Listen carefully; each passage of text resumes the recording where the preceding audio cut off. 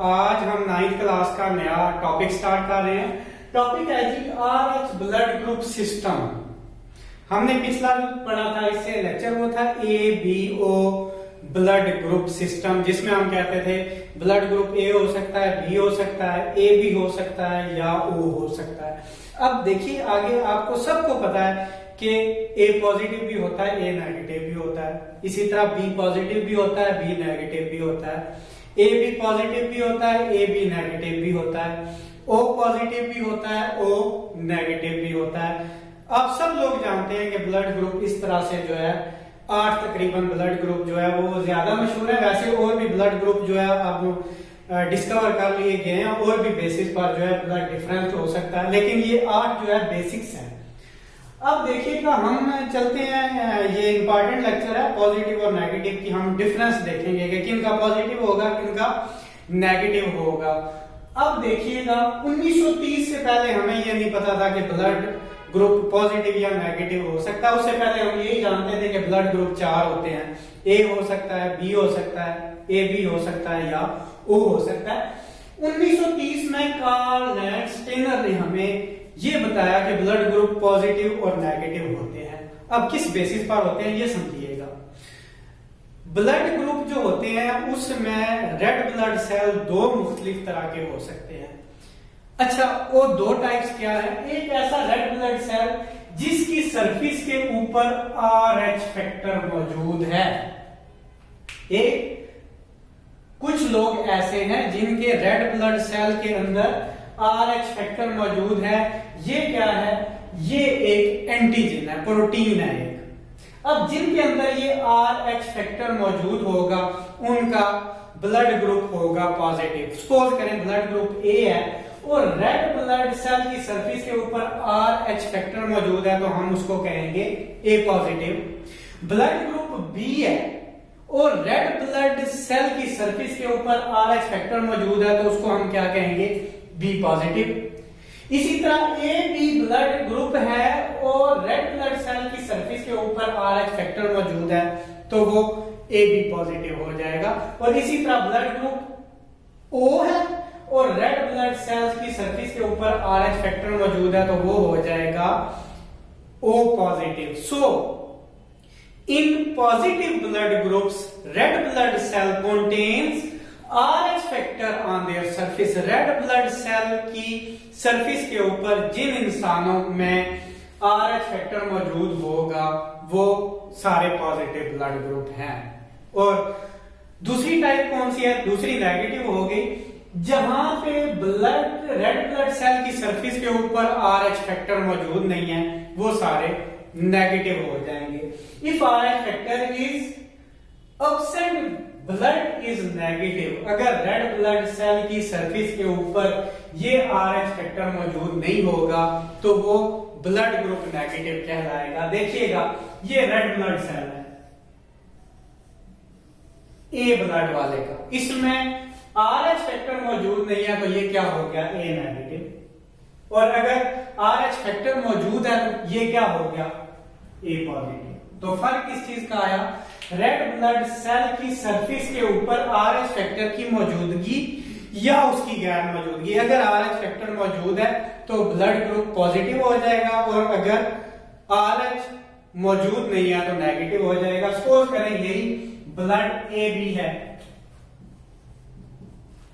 अगर red blood cell की surface के ऊपर RH फैक्टर मौजूद नहीं तो ये नेगेटिव, और अगर रेड ब्लड सेल की सरफेस के ऊपर RH फैक्टर मौजूद है तो ये पॉजिटिव। अब यहाँ पे जो है आपको पता लग गया होगा कि ब्लड ग्रुप नेगेटिव और पॉजिटिव कैसे होते हैं। अब देखिएगा ब्लड ट्रांसफ्यूजन जब होती है तो पॉजिटिव नेगेटिव को जब ब्लड देगा तो मसला पैदा हो जाएगा।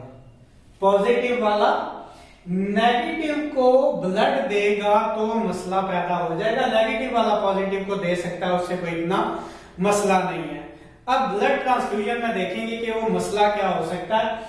RH फैक्टर जब ऐसे ब्लड में दाखिल हो जिसमें RH मौजूद नहीं है तो वहां पे एंटीबॉडीज की प्रोटेक्शन शुरू हो जाती है और ब्लड जो है कोएगुलेशन हो सकती है, ब्लड क्लम्पिंग हो सकती है, खून के जो ब्लड सेल है वो इकट्ठे हो सकते हैं और प्रॉपर जो है ब्लड वो कैपिलरी से मूव नहीं करेगा। मैं ये कह रहा हूं, दोबारा से बताता हूं, अगर पॉजिटिव नेगेटिव को ब्लड देगा तो फिर मसला हो सकता है।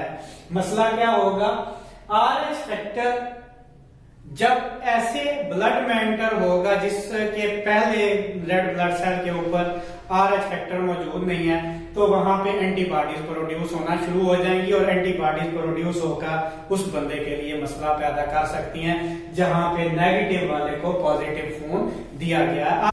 अभी हमने कहा जे जब कोई पॉजिटिव ब्लड नेगेटिव को लगेगा तो फिर मसला पैदा होगा। आइए देखते हैं वो मसला क्या होता है। RH पॉजिटिव वाला ब्लड हमने लगा दिया RH पॉजिटिव को, पॉजिटिव को लग गया, कोई मसला नहीं क्योंकि एंटीबॉडीज नहीं बनेगी। ये एंटीबॉडीज मसला पैदा करती हैं। देखिएगा RH नेगेटिव को लग गया, कोई मसला नहीं, कोई एंटीबॉडीज यहाँ पे भी नहीं। RH नेगेटिव RH पॉजिटिव को लग गया, फिर भी कोई एंटीबॉडीज नहीं बनी, कोई मसला नहीं हुआ, ये ट्रांसफ्यूजन तो ठीक होगी। मतलब पॉजिटिव को दे सकता है, नेगेटिव को दे सकता है, नेगेटिव वाला पॉजिटिव को दे सकता है। मतलब A नेगेटिव है तो A पॉजिटिव को ब्लड दे देगा, B नेगेटिव है तो B पॉजिटिव को अगर ब्लड दे दे तो कोई मसला नहीं होगा। A B नेगेटिव है तो A B पॉजिटिव को अगर ब्लड दे दे तो कोई मसला नहीं होगा। O नेगेटिव है तो O पॉजिटिव वाले को ब्लड दे दे तो कोई मसला नहीं होगा। मतलब ये कि पॉजिटिव वाले को दे सकता है, नेगेटिव वाले को दे सकता है, नेगेटिव पॉजिटिव वाले को दे सकता है। लेकिन मसला कहां पे आता है? जहां पे पॉजिटिव वाला ब्लड जो है वो नेगेटिव को लग जाएगा, A पॉजिटिव A नेगेटिव को लगा तो फिर वहां पे जो है मसला है, वहां पे एंटीबॉडीज प्रोड्यूस होना शुरू हो जाएंगी। अब समझिएगा हमने फर्क क्या पड़ा है पॉजिटिव और नेगेटिव में। ये हमारे पास है जी पॉजिटिव, जो हम नेगेटिव को लगा रहे हैं ये नेगेटिव वाला है, इसमें कोई RH फैक्टर मौजूद नहीं है, RH फैक्टर इसमें मौजूद नहीं है। अब पॉजिटिव हमने लगा दिया, बाहर से ऐसे ब्लड सेल आ गए जिसके ऊपर RH मौजूद था, पॉजिटिव में RH मौजूद होगा। अब नेगेटिव है उसमें कोई RH नहीं है, और जो पॉजिटिव है अंदर हमने RH फैक्टर इंट्रोड्यूस कर दिया।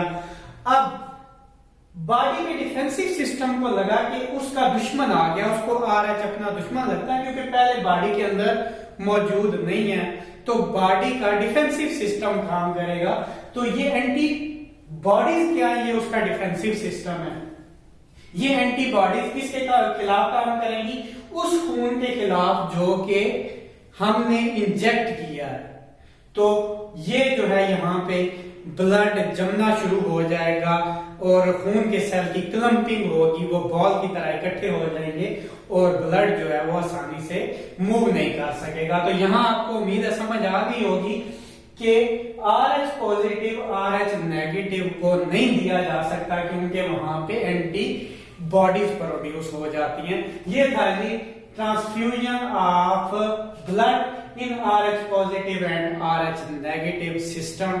तो यहाँ पे सिर्फ पॉजिटिव जो है वो नेगेटिव को नहीं दिया जा सकता, क्योंकि जब भी RH पॉजिटिव RH नेगेटिव को दिया जाएगा, इन रिस्पॉन्स इस RH नेगेटिव में एंटीबॉडीज बनेंगी जो कि ब्लड क्लॉटिंग की, ब्लड कोएगुलेशन की वजह बन सकती है। आज के लिए इतना ही, उम्मीद है आपको समझ आई होगी।